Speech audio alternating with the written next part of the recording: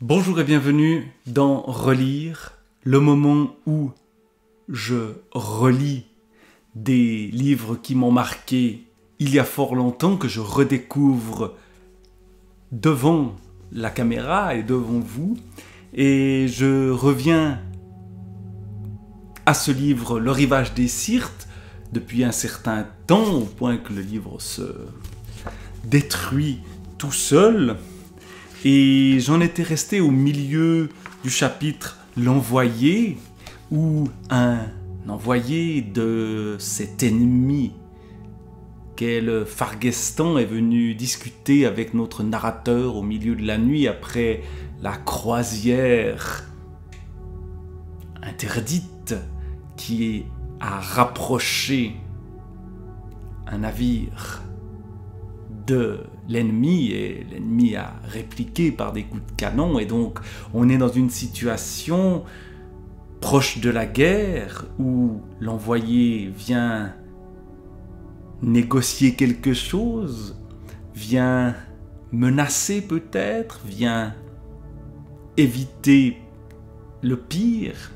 Et dans la première partie du chapitre 10, l'envoyé, nous avons vu la discussion entre Aldo, notre narrateur, et cet envoyé du Farguestan. Et on va le retrouver maintenant, notre narrateur, juste après avoir rencontré l'envoyé. Je demeurai longtemps assis sans bouger devant ma table. La lente, la silencieuse ondulation de reptiles qu'il avait eue pour sortir de l'ombre et pour s'y évanouir, la fascination qu'avaient exercée sur moi ses yeux et sa voix, et l'heure très tardive, m'auraient donné à croire à une hallucination si le laissez-passer, éclaboussé de rouge par le grand seau de rage, n'eût reposé sur ma table, pareil à ces pactes maléfiques, consigne de son sang. Une note sinistre résonnait avec les derniers mots de l'étranger dans mon esprit vide. Maintenant que s'était retirée de moi cette présence plus pleine qu'aucune que j'eusse sentie de ma vie, il me sembla que le froid noir des fins de nuit des Syrtes s'était glissé dans la pièce mal close, et d'un pas machinal, je marchai vers la fenêtre entr'ouverte. Il n'y avait devant moi que la lande blanchissante de lune, le pas d'un cheval s'éloignant sur la chaussée des lagunes parvenait jusqu'à moi dans la nuit claire. L'envie de rappeler l'étranger monta en moi de façon si brusque que je retins un cri. Les pas déjà se perdaient dans la nuit indistincte. Le tranchant de la voix qui m'avait donné congé glaça de nouveau mon oreille. Cette silhouette sitôt replongée dans l'ombre était de celles après lesquelles il est inutile de courir. On a l'impression d'une apparition miraculeuse, d'une sorte de fantôme, d'hallucination, comme c'est dit ici. Je passai la main sur mon visage, il était couvert d'une sueur froide. Un étourdissement me coucha sur mon lit, la tête vide. Un reste de pensée en moi suivait les pas de l'inconnu dans cette nuit immobile. Le lendemain, à la première heure, je songeai que je devais rejoindre Vanessa. Tandis que je descendais de la voiture dans le matin piquant pour héler un des bateliers du palais qui se tenait à toute heure au long de l'embarcadère, je me fis la réflexion que Maremma, ce jour-là, semblait s'être éveillée plus tôt que de coutume. Je n'avais guère dormi, la fraîcheur tonique de ce matin de mer et ma course rapide avaient secoué pour un moment de mon esprit le souvenir que me laissait l'entrevue de la nuit. Le besoin fiévreux que j'avais de Vanessa était devenu si exclusif et si aveugle qu'à l'instant où j'allais exiger d'elle de se laver du soupçon le plus infamant, je ressentais moins d'angoisse peut-être devant mon incertitude que de joie à sentir qu'en ajoutant encore à tant de secrets suspects et partagés, j'allais lui devenir plus nécessaire. C'était jour de marché à Maremma. Bien des fois déjà, quittant le palais au petit jour et bercé encore dans un demi-sommeil sur l'eau louche souillée de débris de légumes, j'avais respiré l'odeur juteuse et entêtante des pastèques, des syrtes, que l'on débarquait au coin des quais en pyramide toute fumante encore de brouillard, et perçut le claquement paysan des pieds nus sur les dalles mouillées. Mais bien plus tôt que le brouhaha de la criée, la rumeur des voix ce matin, plus saccadée et plus basse, était celle d'une foule attroupée autour d'un accident grave. Il me sembla que la voiture de l'amirauté arrêtée sur le quai provoquait plus de curiosité encore que de coutume. Les maigres éventaires en plein vent délaissé, un attroupement se forma même très vite à quelque distance.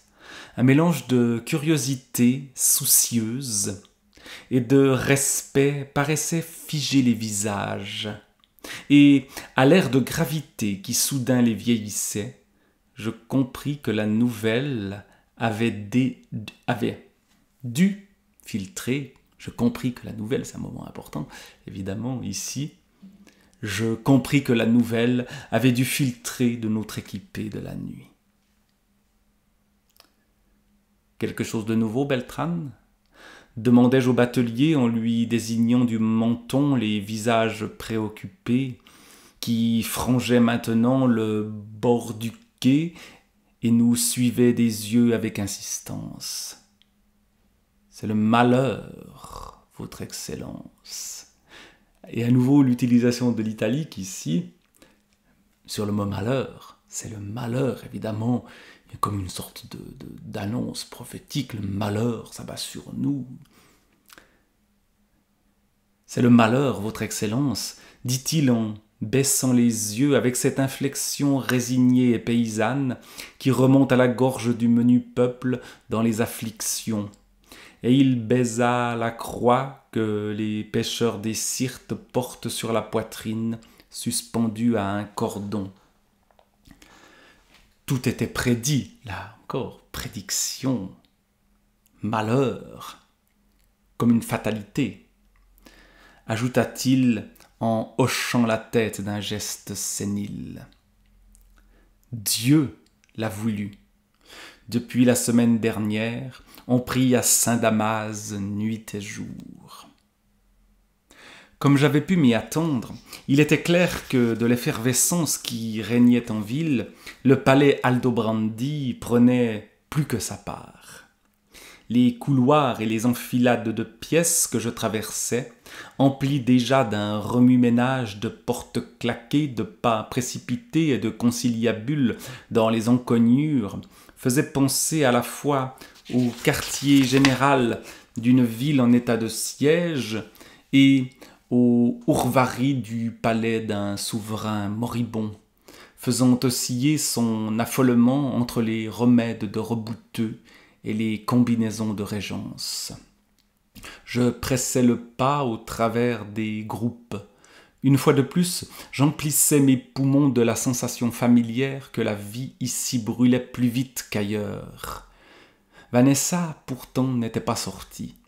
Sa femme de chambre somnolait de fatigue devant la porte close. « Je suis venu bientôt, Viola, dis-je, et je lui posai en souriant la main sur l'épaule. La princesse me recevra-t-elle à une pareille heure ? Dieu soit loué, dit-elle en me saisissant les mains d'un geste exalté. Elle vous attend depuis 2 jours. Vanessa achevait tout juste de s'habiller quand je pénétrai dans sa chambre. Je fus frappé de sa pâleur, une pâleur presque ostentatoire, qui n'était pas celle de la fatigue ou de la maladie. Bien qu'il fût visible que depuis longtemps, elle n'avait guère dormi. Cette pâleur descendait plutôt sur elle, comme la grâce d'une heure plus solennelle. On eût dit qu'elle l'avait revêtue comme une tenue de circonstance. Toujours en italique ici, tout d'un coup. Tenue de circonstance. Pour dire voilà ce que ça pourrait être, on aurait dit ça. Sa pâleur comme tenue de circonstance, comme si elle choisissait d'être pâle. Elle portait une robe noire à longs plis. Évidemment, le noir va accentuer la pâleur de la peau.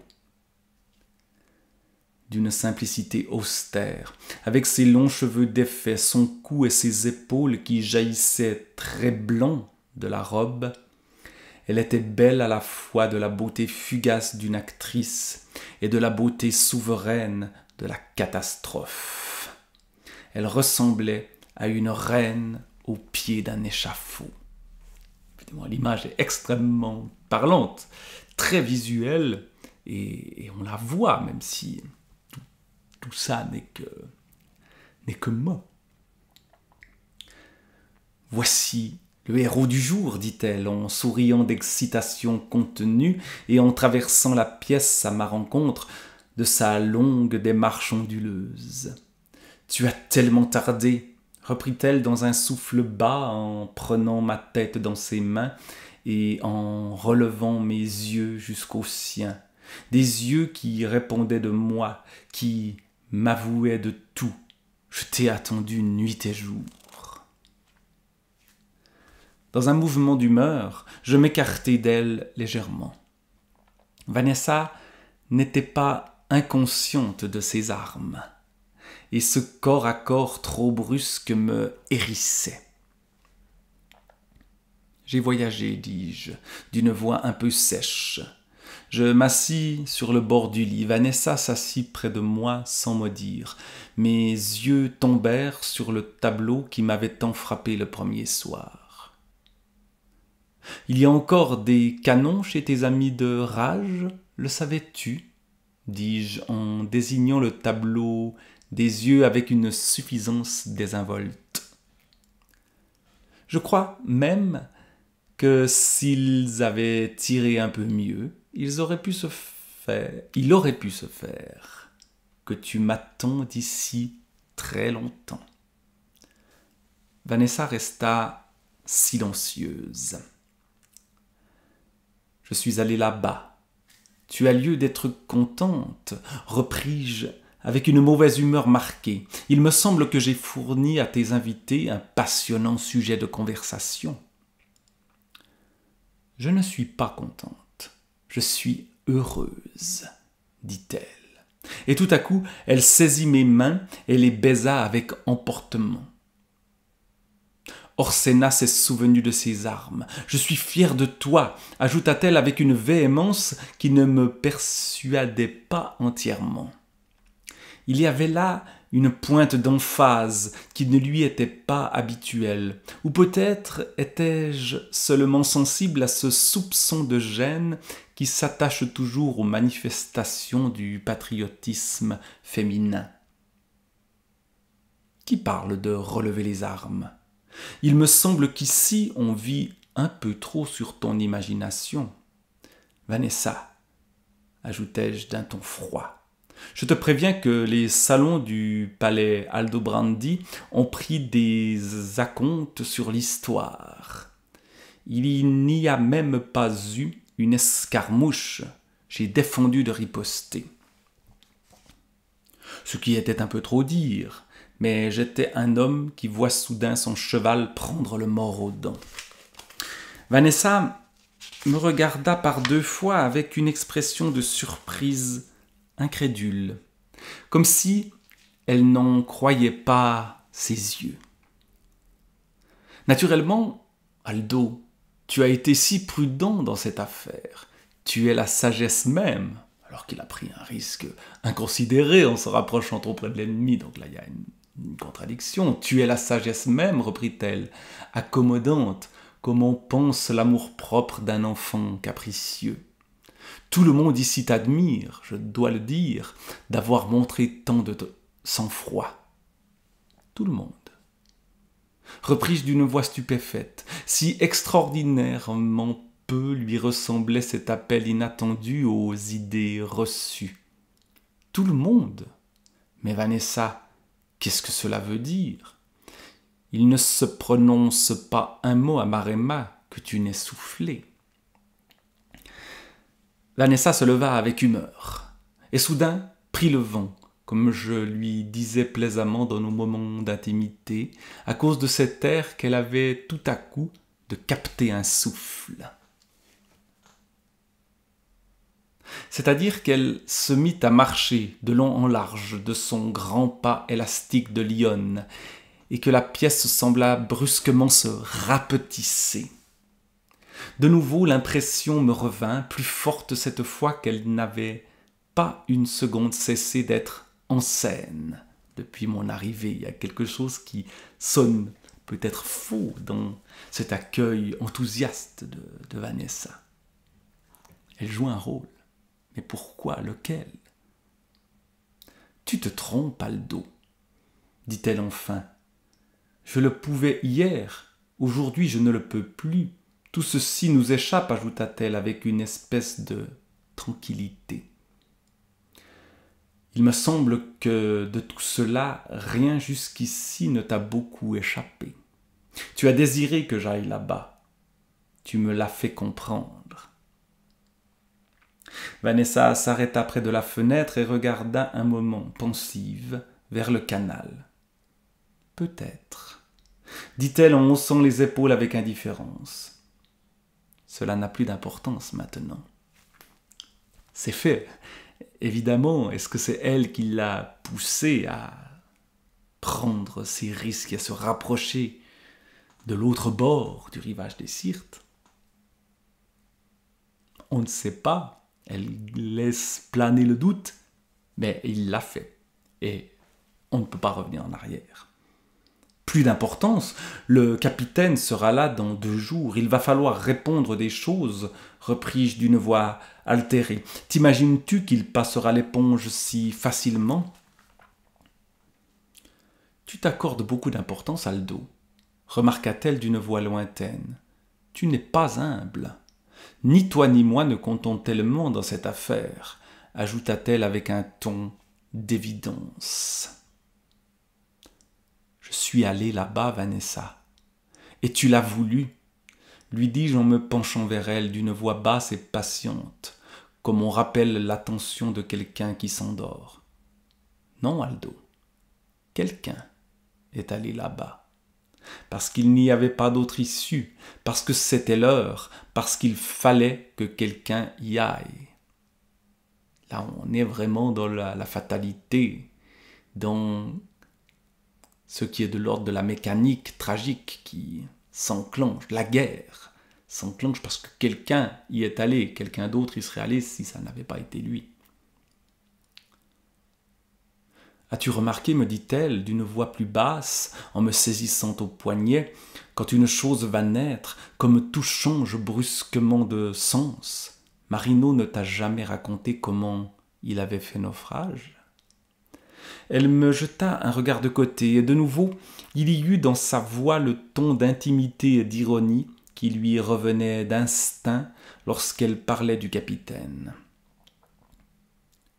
C'est une chose qu'on a peine à s'imaginer, Aldo, ne trouves-tu pas?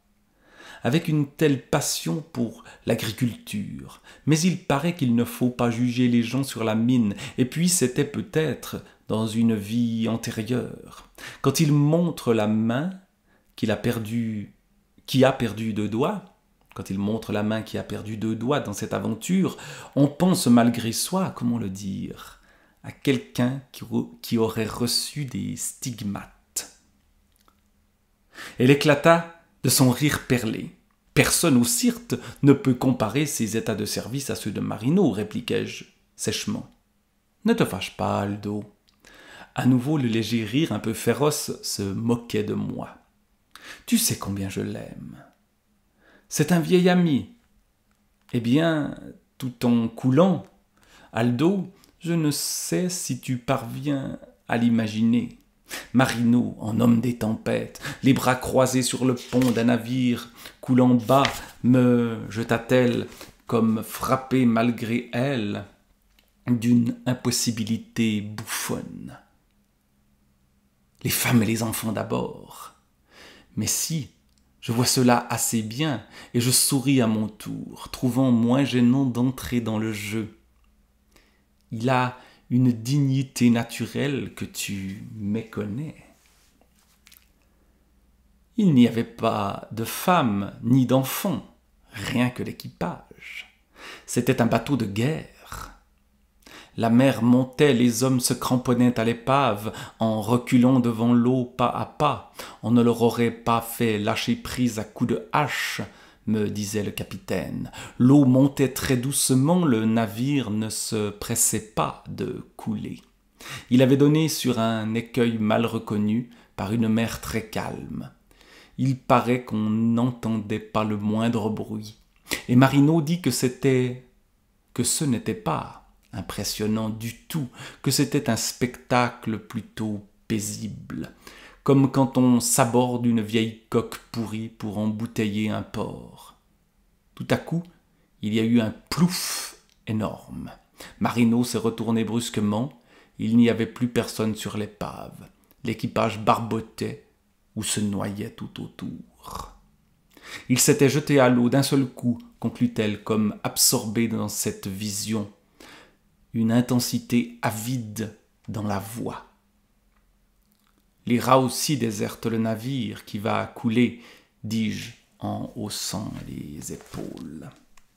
Cela prouve seulement que l'homme n'a pas de nez pour les catastrophes. Tu en es si sûr ?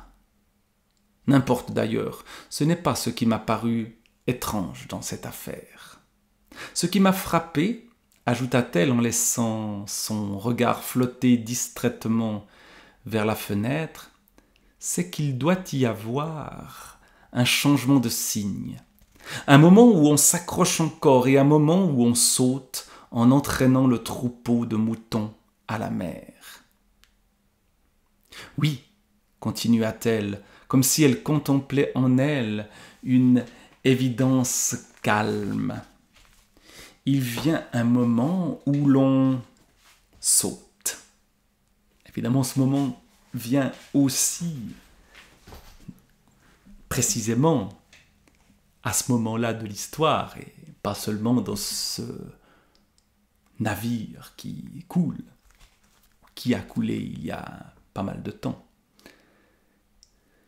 Donc il vient un moment où l'on saute, et ce n'est pas la peur, et ce n'est pas le calcul, et ce n'est pas même l'envie de survivre, c'est qu'une voix plus intime que toute voix au monde nous parle.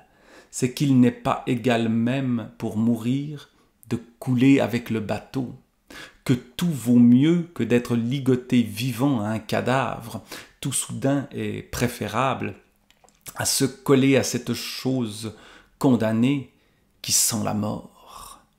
Les eaux qui montent sont patientes, dit-elle rêveusement. Les eaux, je reprends cette phrase-là parce que là aussi, elle est tout à fait symptomatique de ce qui se passe aussi à ce moment-là de l'histoire. Les eaux qui montent sont patientes, dit-elle rêveusement. Elles peuvent attendre. Leur proie leur raccourcira toujours le chemin. Voilà donc ce que tu es venu faire ici, dis-je en me levant d'un geste brusque. Je ne voyais plus clair en moi les mots qui tombaient de sa bouche. Il me semblait que je les avais prononcés à mesure, et pourtant ils faisaient monter en moi dégoût et colère. L'impudeur de Vanessa à travers eux se posait sur moi comme une main hardie. À nouveau, elle durcissait en moi cette brutalité qui fondait finalement sur elle en tendresse comme une grêle. Il me semble que tu y es venu aussi. Tu as même fait plus de chemin que moi. » Elle leva les yeux sur moi avec un sourire de fierté. Et malgré moi, je me sentis m'épanouir sous la douce averse de ce sourire mouillé. « Dieu sait ce qui va sortir de tout cela, » dis-je en la regardant pensivement. J'ai peur que nous n'ayons fait tous les deux une folie, ajoutai-je en lui prenant la main à mon tour, dans le besoin que j'avais de savoir qu'elle ne m'abandonnait pas. Vanessa haussa les épaules et sembla chasser une pensée importune. « Veux-tu me donner des remords ?» Elle se tourna vers moi et ses yeux étincelèrent calmement. « Orsena a pourtant appris à nous connaître, dit-elle avec ses dents, ou dit-elle entre ses dents serrées. Les miens ont été l'éperon dans sa chair, et elle entre leurs jambes comme une monture fourbue dont on tire un dernier galop. Rien pour eux, rien jamais. Sinon son suprême coup de rein, sinon à chaque instant seulement, sa possibilité la plus haute. Veux-tu que le cavalier s'excuse près d'elle, ajouta-t-elle avec une ironie féroce, d'avoir fait donner à la bête tout ce qu'elle avait dans le ventre. La comparaison n'est pas obligeante, remarquai-je froidement. Au surplus, il y a un proverbe qui déconseille de fouetter un cheval mort. Orsena dort tranquille. Pourquoi se souvenir de ce qu'elle a oublié? Va, plonge-lui le nez dans sa mangeoire, dit-elle avec un sourire d'extrême mépris. Marino t'aidera. Elle détourna de moi son visage d'ange furieux, et son long pas de guerrière à nouveau fit sonner le plancher. Une folie, prononça-t-elle en s'arrêtant soudain comme si elle se parlait à elle-même. Est-il fou, celui qui tâte dans le noir vers le mur au milieu de son cauchemar? Crois-tu qu'on parlerait tant ici, puisqu'il paraît qu'on y parle, si l'oreille à la fin n'avait le vertige de n'entendre jamais revenir un écho? Voici où peut-être tu te trompes, et c'est là justement que je voulais en venir. Là, c'est lui à nouveau qui parle. Il paraît que le mur n'est plus tout à fait sans écho. Il m'en est revenu un déjà, si tu veux le savoir. Et là, évidemment, il lui annonce qu'il y a eu cet envoyé. Le regard de Vanessa devint fixe, et ses paupières se contractèrent légèrement. Devant ce visage désarmé par une curiosité intense, je me sentis brusquement plus à l'aise. « Un écho » dit-elle d'une voix incrédule. « Continues-tu toujours tes promenades en mer ?» lui demandai-je d'un ton d'indifférence. « Que veux-tu dire ?»« Rien de bien particulier. J'aurais aimé savoir, par exemple, si ton équipage est toujours au complet. » Il y eut un instant de silence. « Comment sais-tu » dit enfin Vanessa d'une voix stupéfaite. « Peut-être aimerais-tu savoir où il est parti ? Il se trouve que j'ai quelques lumières là-dessus. Évidemment, il ménage son effet, là. Elle est troublée, tiens, cet homme de l'équipage, qui n'est plus là. C'est évidemment l'envoyé. Vanessa me regarda d'un air incertain et embarrassé. « Parti » reprit-elle incrédule. « Tu ne veux pas dire... » Elle sursauta soudain, comme frappée d'une idée subite. « Là-bas, si. » lui jetai-je, et je guettai son visage anxieusement, mais le haut-le-corps que j'attendais ne se produisit pas. Les yeux de Vanessa se plissèrent à nouveau légèrement, avec une dangereuse expression de ruse amusée et complice, puis s'éclairèrent d'une lueur. « Vanessa !» m'écriai-je, et je lui saisis et secouai brusquement les mains comme à une folle. « Vanessa, comprends-tu ce que cela veut dire? Comprends-tu qui tu as protégé, couvert ?» Elle dégagea ses mains. « Es-tu venu me demander des comptes ?» dit-elle en me fixant avec un sang-froid dédaigneux. « Je ne savais rien, naturellement, » reprit-elle en haussant les épaules. « Ma parole doit te suffire. » Tu ne savais pas, naturellement. Tu ne savais pas. Mais peut-être tu soupçonnais. Vanessa éclata d'un rire offensant. « Tu soupçonnais !» reprit-elle en contrefaisant ma voix avec insolence. « Tu soupçonnais ! Ma parole, Aldo, c'est une enquête. Tu ne peux savoir comme tu me plais dans le rôle de grand inquisiteur. » « Tu vas répondre, dis-je, en me levant dans un mouvement de colère froide, et je saisis au vol son poignet d'un geste brutal. Je te jure, Vanessa, que je n'ai pas envie de rire. Tu le soupçonnais ?» Vanessa leva la tête vers moi. « Et quand cela serait ?» dit-elle d'une voix basse et nette. « Oui, si tu veux le savoir. » Je lâchai brusquement la main crispée et je sentis que je m'asseyais lourdement. La tête me tournait. Ce que je ressentais n'était pas du dégoût, ni de la colère.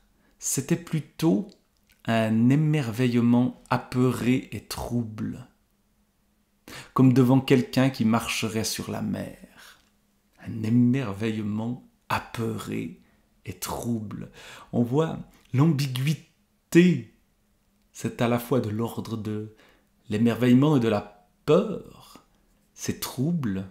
Quelqu'un qui marcherait sur la mer, une sorte de Jésus qui marche sur les eaux, de personnage au pouvoir extraordinaire. Voilà qui est Vanessa. « Il faudra que tu t'habitues, Aldo, dit Vanessa derrière moi d'une voix claire. Les choses ne nous tombent pas toutes faites dans les mains. »« Tu as pu faire cette besogne ?» repris-je d'une voix incrédule. Je me retournai brusquement, surpris de son silence. Vanessa ne m'écoutait même pas. Par-dessus ma tête, elle regardait le tableau pendu au mur.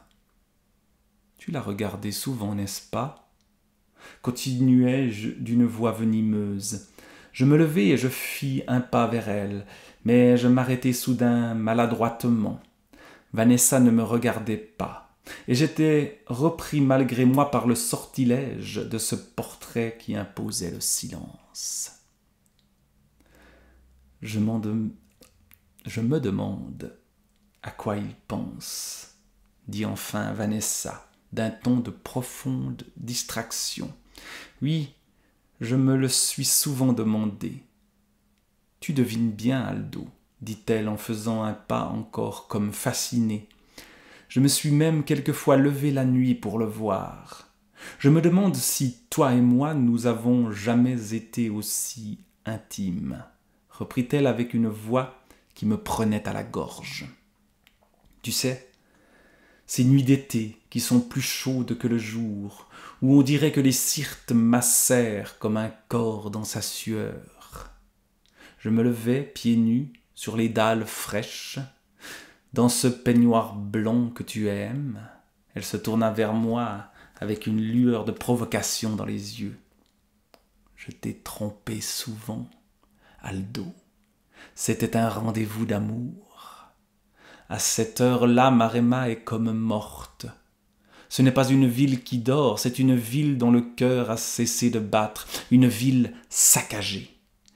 Et si on regarde par la baie, la lagune est comme une croûte de sel, et on croit voir une mer de la lune. On dirait que la planète s'est refroidie pendant qu'on dormait, qu'on s'est levé au cœur d'une nuit d'au-delà des âges. Là, on entre tout d'un coup dans un monde irréel. Le monde de la nuit, à nouveau, beaucoup de choses se passent la nuit, là on est le matin, mais ces nuits tout à fait hors du commun, hors de la terre, on voit une mer de la lune. On croit voir ce qui sera un jour, continua-t-elle dans une exaltation illuminée, quand il n'y aura plus de Maremma, plus d'Orsena, plus même leurs ruines, plus rien que la lagune et le sable et le vent du désert sous les étoiles. On dirait qu'on a traversé les siècles tout seul et qu'on respire plus largement, plus solennellement de ce que se sont éteintes des millions d'haleines pourries. Il n'y a jamais eu de nuit, Aldo, où tu as rêvé que la terre tournait soudain pour toi seul, tournait plus vite, et que dans cette course enragée, tu laissais sur place les bêtes aux poumons plus faibles. Ce sont les bêtes qui n'aiment pas l'avenir. Mais celui qui sent qu'il est en lui un cœur pour cette vitesse irrespirable, ce qui est crime et perdition à ses yeux et à son instinct, c'est ce qui l'empêche de bondir et rien d'autre. Pour penser que les hommes vivent ensemble parce qu'ils vivent côte à côte, il faut n'avoir jamais regardé à la portée de leur œil. Il y a des villes pour quelques-uns qui sont damnés, par cela seulement qu'elles semblent nées et bâties pour fermer ces lointains qui seuls leur permettent d'y vivre. Ce sont des villes confortables, on y voit le monde comme de nulle part, comme l'écureuil de sa roue. Je n'aime que celles où, au creux des rues, on sent souffler le vent du désert. Et il y a des jours, Aldo, dit Vanessa, en se tournant vers moi et en me regardant d'un œil aigu, où j'ai fait à Orsena une querelle grave. On n'y sent que le marécage, et j'ai pensé parfois qu'elle empêchait la terre de tourner. Il y a quelque chose de trouble à dévisager un portrait la nuit à la lueur d'une bougie. On dirait qu'une figure lisible du fond du chaos, du fond de l'ombre qui l'a dissoute, se hâte d'affluer, de se recomposer au contact de cette petite vie falote qui sépare une seconde fois la lumière des ténèbres, comme si elle appelait désespérément, comme si elle tentait une suprême fois de se faire reconnaître. Quiconque a vu une vision pareille, a vu, comme on dit, au moins une fois l'ombre se peupler, la nuit prendre figure. Celui qui m'appelait là était de mon sang et de ma race, et je sentais qu'au-delà de la honte, au-delà du déshonneur que les hommes distribuent pour le bon ordre, avec on ne peut moins de garanties, comme des décorations en temps de guerre, cette façon à lui qu'il avait de sourire m'appelait plus profond à un secret paisible, un secret pour lequel la bonne conscience béate de la ville était sans verdict et sans attendu. Je voudrais te faire comprendre ici quelque chose, Aldo.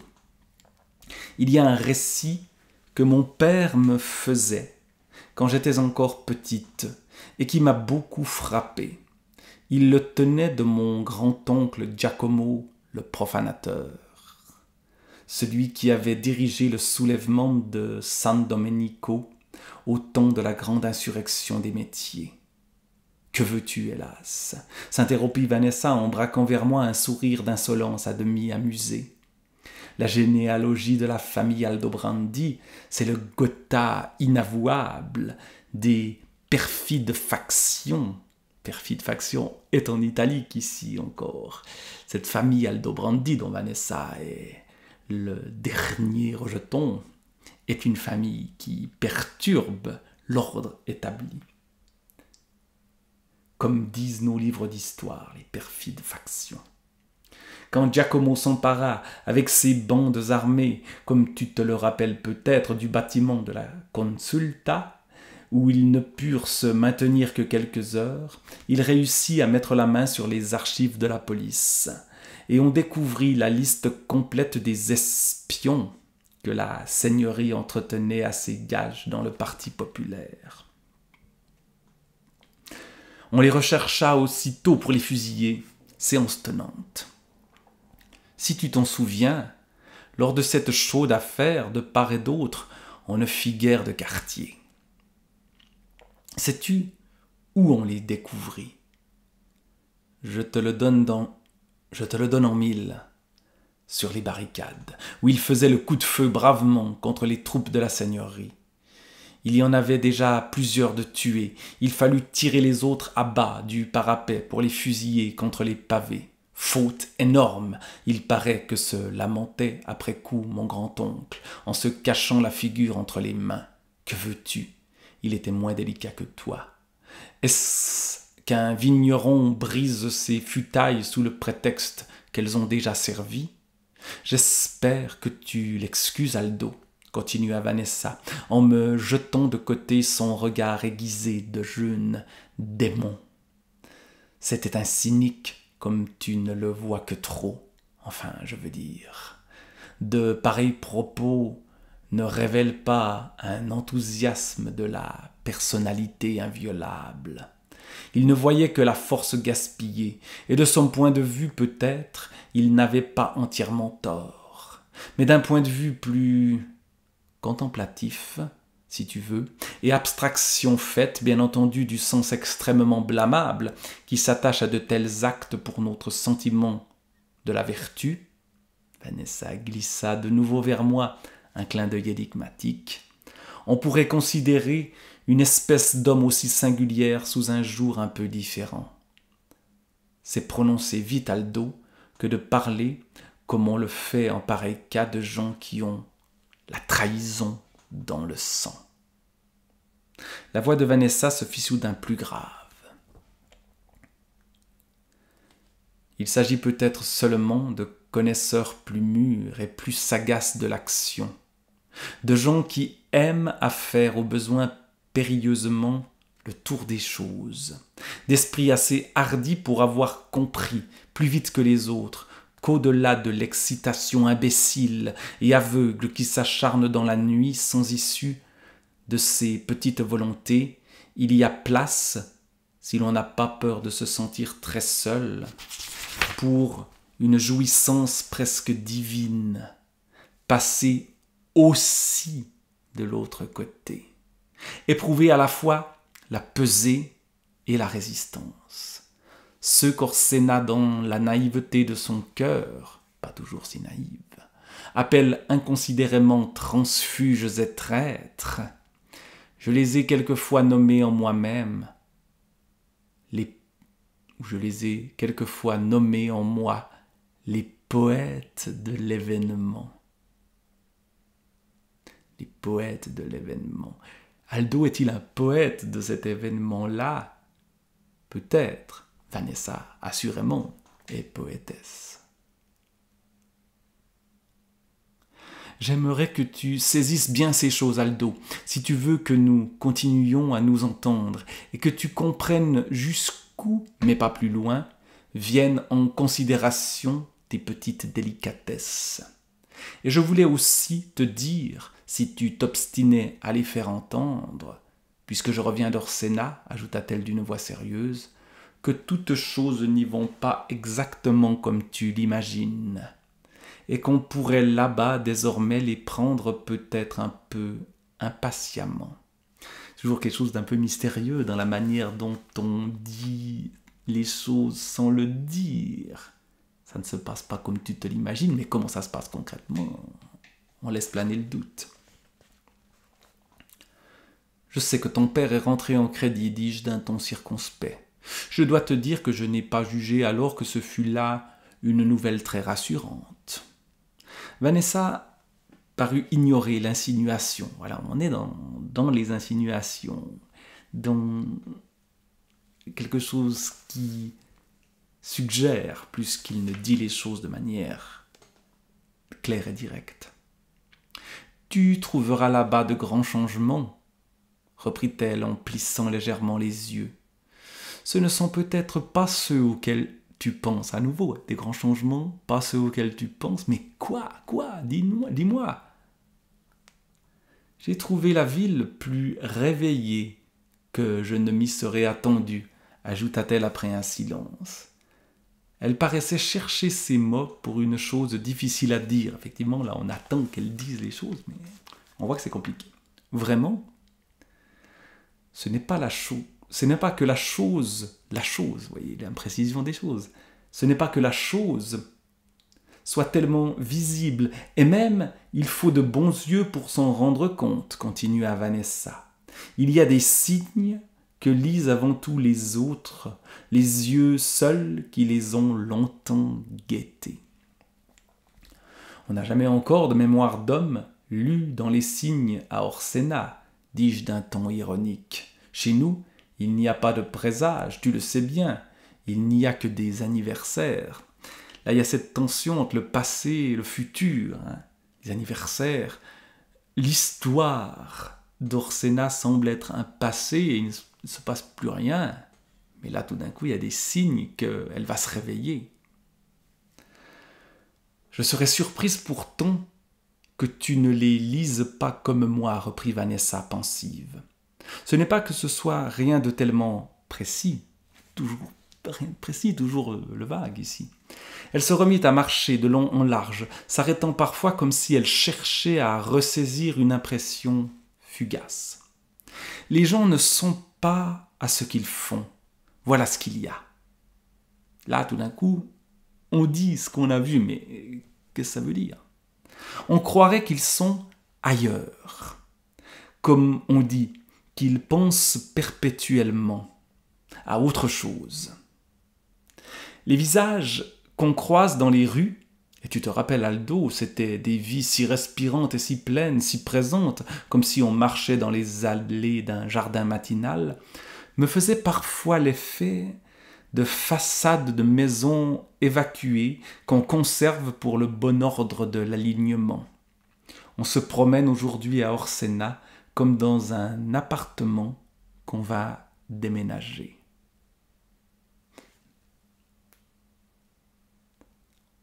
On sent la menace, mais on essaye de ne pas le montrer. Ce n'était pas pour me déplaire, ajouta-t-elle en souriant.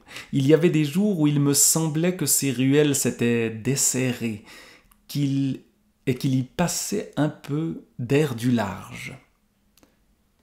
Je vois que tu es beaucoup sorti à Orsena, coupai-je avec humeur. Là, il y a une pointe de jalousie qui naît. On dirait que les gens font en eux instinctivement de la place pour une chose. Et ce mot « chose » qui revient tout le temps là dans ce passage-là, évidemment, il n'y a pas de mot plus imprécis que le mot « chose », mais on ne trouve pas mieux. Pour une chose qui n'est pas encore arrivée.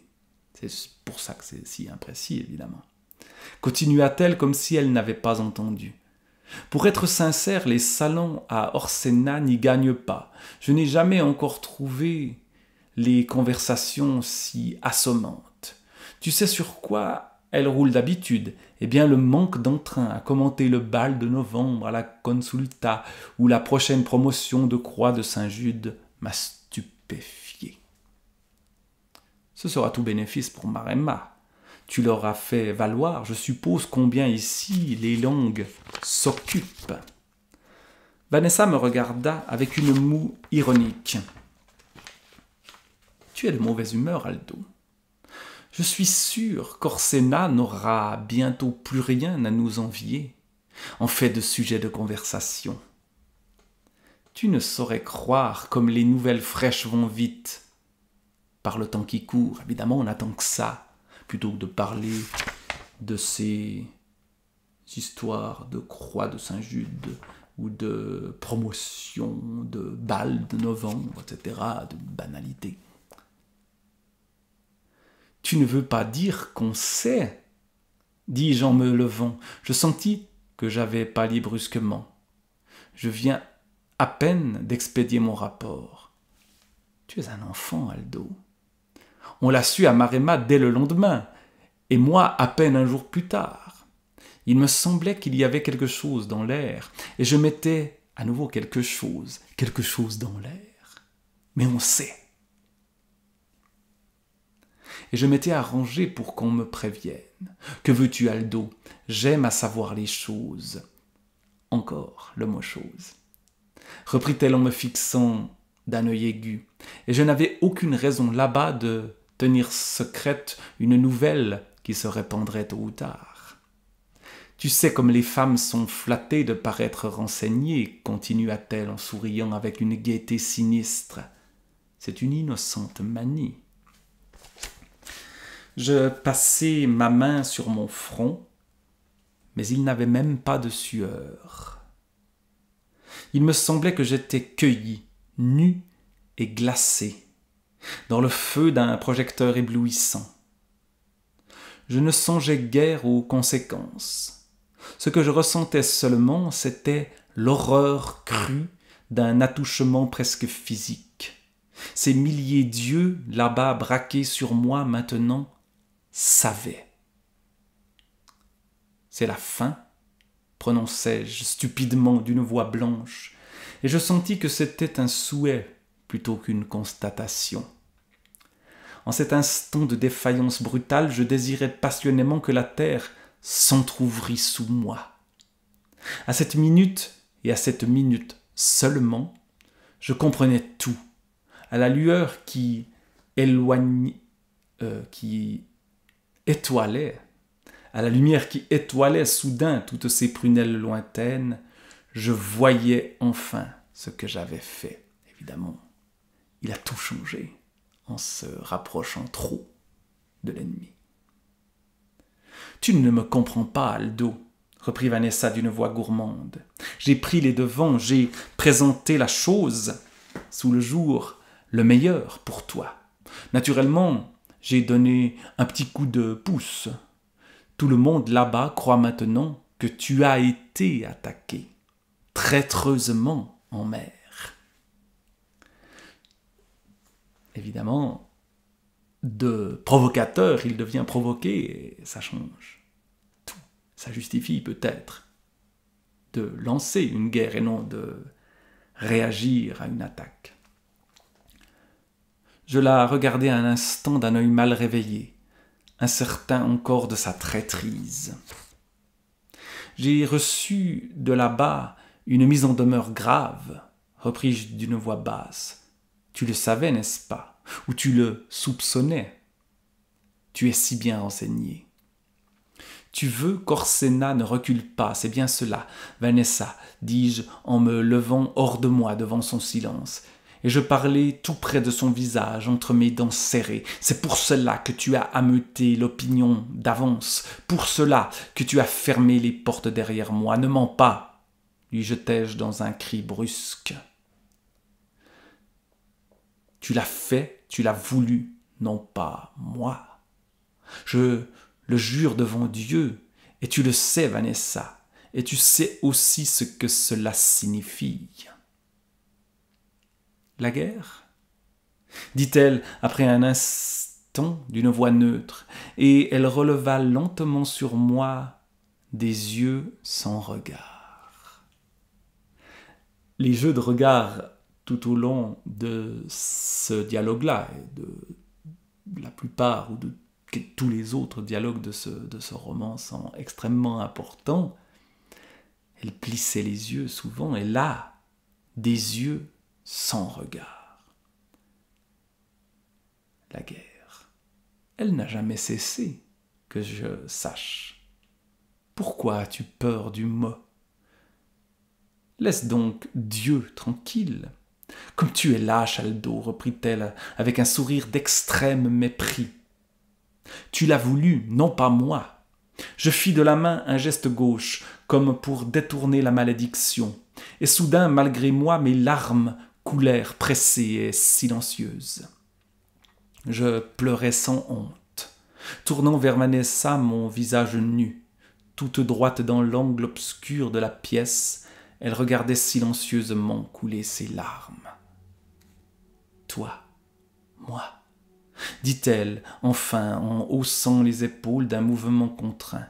« N'as-tu que ces mots à la bouche? On sent que peut-être elle l'a manipulé. C'est du moins ce qu'on laisse peut-être entendre. Elle vint à moi et posa doucement la main sur mon épaule en baissant les yeux. Je tiens à Orsena plus que toi, Aldo. Je l'ai dans le sang. Le comprends-tu? Et plus que toi, je suis soumise et docile, plus que toi, je suis prompte à toutes ses volontés. Si tu étais une femme, tu aurais moins d'orgueil, ajouta-t-elle avec une douceur persuasive dans la voix, comme si quelqu'un d'autre, soudain, un esprit d'évidence et de ténèbres, eût parlé par sa bouche. Tu comprendrais mieux. Une femme qui a porté un enfant sait cela, qu'il peut arriver qu'on veuille. On ne sait qui, on ne sait vraiment pas qui, quelque chose à travers elle, et que c'est effrayant et profondément reposant. Si tu savais de sentir ce qui va être vous passer sur le corps, écoute, dit-elle tout à coup en levant la main dans un geste d'attention fascinée. Un bruit maintenant filtrait dans la pièce. Un bruit en même temps feutré et distinct, qui semblait sourdre de partout à la fois, comme la rumeur de la mer éloignée dans les nuits calmes. Maremma parlait derrière la porte, et dans le sommeil de cette matinée cotonneuse, la rumeur du palais en proie à la fièvre faisait sur le silence un ronronnement malsain, comme une trombe éloignée ou comme une nuée de sauterelles, comme si les mandibules de millions d'insectes eussent rongé quelque chose interminablement. « Tu as entendu, dit Vanessa, en effleurant ma main de la sienne. Voilà à quoi passe maintenant leur vie. Ceux-là m'absolvent. Ils n'ont jamais eu besoin de moi. Quelque chose est venu. Voilà ce qui est. Qu'ai-je à y faire? Quand un coup de vent par hasard a poussé le pollen sur une fleur, il y a dans le fruit qui grossit quelque chose qui se moque du coup de vent. Toujours ce quelque chose, cette rumeur, ce on ne sait quoi. Il y a une certitude tranquille qu'il n'y a jamais eu de coup de vent au monde, puisqu'il est là. Ceux-là n'ont jamais eu besoin de moi, et moi je n'ai jamais eu besoin de toi, Aldo. Et c'est bien ainsi, reprit-elle avec une espèce de sécurité profonde. Quand une fois une chose est vraiment mise au monde, ce n'est pas comme une chose qui arrive, et le mot arrive est entre guillemets ici, ce n'est pas comme une chose qui arrive. Tout d'un coup, il n'y a plus d'autre œil que le sien pour y voir, et il n'est plus question qu'il pût ne pas être. Tout est bien. Et ce tout est bien termine ce chapitre de l'envoyé. Tout est bien. Les choses adviennent quand elles doivent advenir. Il y a une sorte de fatalisme ici qui annonce l'inéluctable, mais sans le dramatiser. Il y a quelque chose de tragique, mais peut-être pas tant que ça. On verra évidemment par la suite, à la fin du livre, ce qui aura lieu ou pas. Le prochain chapitre s'appelle « Dernière inspection » et puis il y aura les instances secrètes de la ville avant de refermer le rivage des Syrtes de Julien.